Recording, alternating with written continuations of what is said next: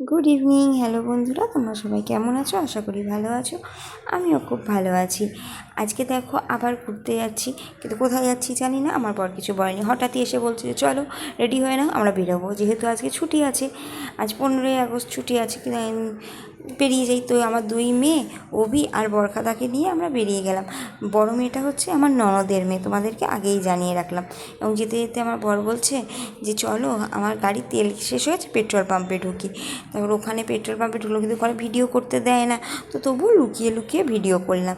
এবং ওখান থেকে আমাদের দক্ষিণেশ্বর ব্রিজে উঠতে হলো। কিন্তু আমাদের কোথাও যেতে হলে দক্ষিণেশ্বর ব্রিজ, গঙ্গা পার করে তারপরেই আমাদের যেতে হয়। দেখো গঙ্গার জলগুলো কতটা সুন্দর লাগছে, মেঘলা আকাশে, যেন পরিবেশ অসাধারণ লাগছে। তারপর যেতে যেতে মায়ের মন্দিরে দর্শন করো, কারণ মায়ের মন্দিরে দর্শন করে আমার মনটা তো খুব ফুরফুরে আনন্দে আরও ভরে উঠলো। এমনিতেই ঘুরতে যাচ্ছি, মনটা খুব ভালো রয়েছে, তার মধ্যে মায়ের দর্শন করে আরও আমার মন আরও খুশিতে আমি পাগল হয়ে গেলাম। তোমাদেরকে মন্দিরটা জুম করে দেখানোর চেষ্টা করছি, দেখো। তারপরে ওখান থেকে যেতে যেতে আমি বলছি কোথায় যাচ্ছি এবার তো বলো। যে কেন, আমার উপর তোমার বিশ্বাস নেই? চলো না, যে তোমাকে আমি ভালো কোথাওই নিয়ে যাব। আমি ঠিক আছে, তোমার উপর তোমার অকান্ত বিশ্বাস, আমি জানি যেখানেই তুমি নিয়ে যাবে ভালো কোথাতেও নিয়ে যাবে, কারণ তুমি খুঁজে খুঁজে বেশ ভালো জায়গায় বার করো। তো আমার ননদের মেয়ে, আমার মা অভি আর বরকাদাকে নিয়ে চললাম। এবং ওখান থেকে যাওয়ার সময় দেখি এয়ারপোর্টের সামনে থেকে যাচ্ছে। আমি বলছি তুমি এয়ারপোর্টের সামনে থেকে যাচ্ছ? তা বলছে যে তোমাকে তো কোনো দিনও এয়ারপোর্টের ভেতরে ঢোকাতে পারবো কি না জানি না, তাই তোমাকে আজকে এয়ারপোর্টের সামনে দিয়ে ঘুরিয়েই নিয়ে যাচ্ছি, দেখে নাও এয়ারপোর্টটা কেমন। অবশ্যই এটা আমি ফার্স্ট টাইম এয়ারপোর্টের সামনে থেকে যাচ্ছি, আমি এর আগে কখনো এয়ারপোর্টের সামনে থেকে কোথাও যাইনি।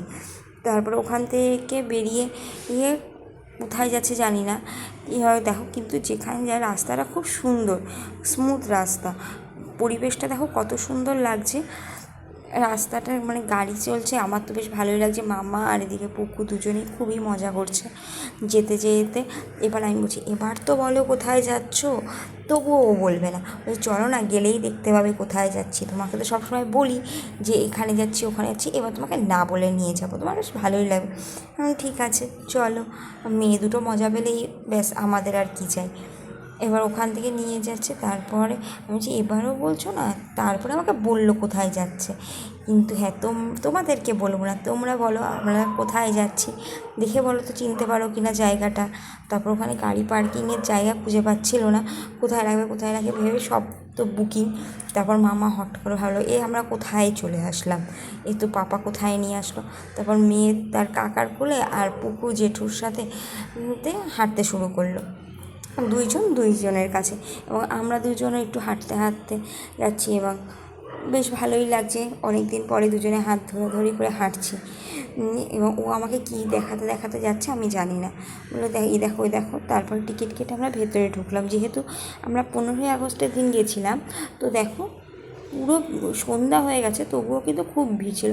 আমাদের অবশ্য একটু আগে আসলে ভালো হতো, কিন্তু কী করবো বলো, হট করেই যেহেতু ও বলেছে খাওয়া দাওয়ার পর যে চলো ঘুরে আসি। তো এবার মেয়েদের তো একটু রেডি হতে তো টাইম লাগে না, তো রেডি হতে হতে সন্ধ্যা হয়ে গেছিলো, এবং আস্তে আস্তে আরও সন্ধ্যা হয়ে গেছিলো, এবং তখনও এত ভিড়।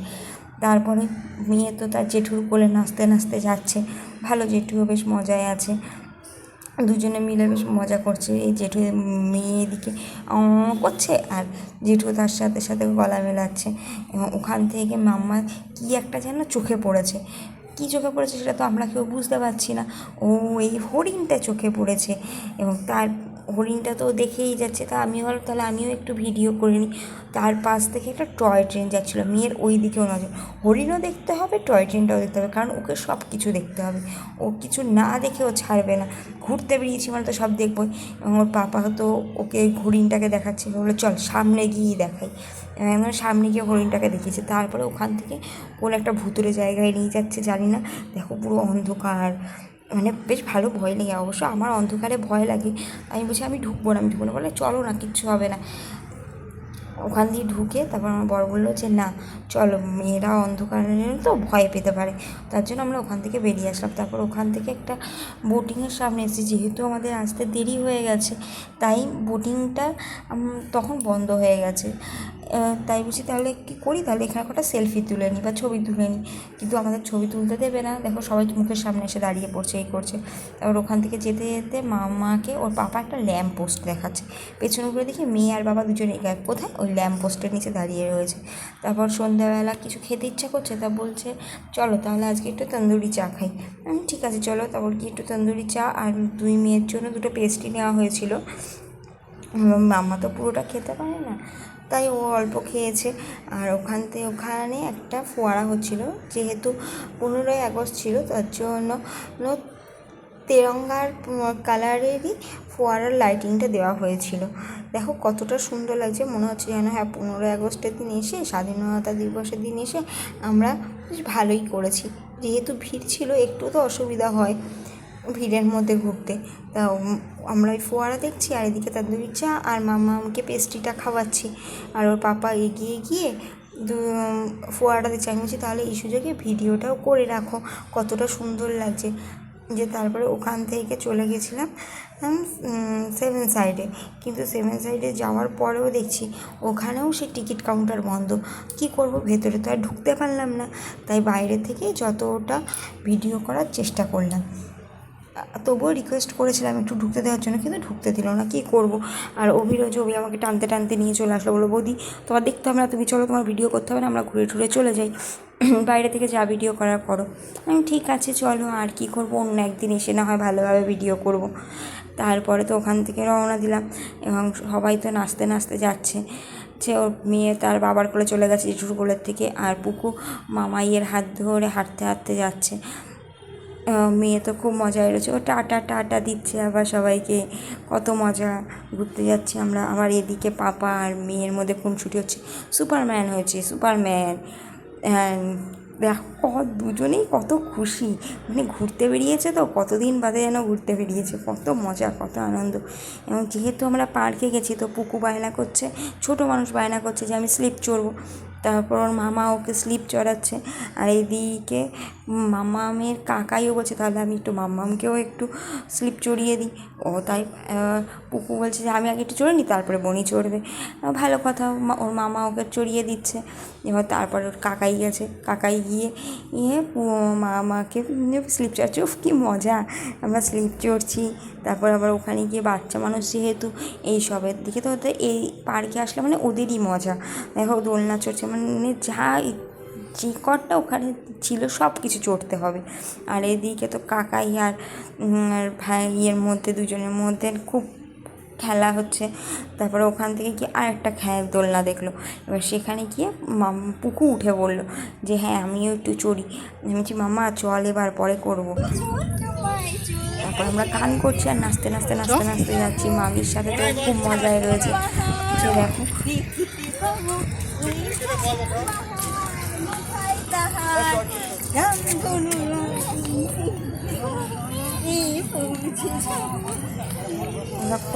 আমরা কতটা সেদিনকারে গিয়ে মজা করেছি।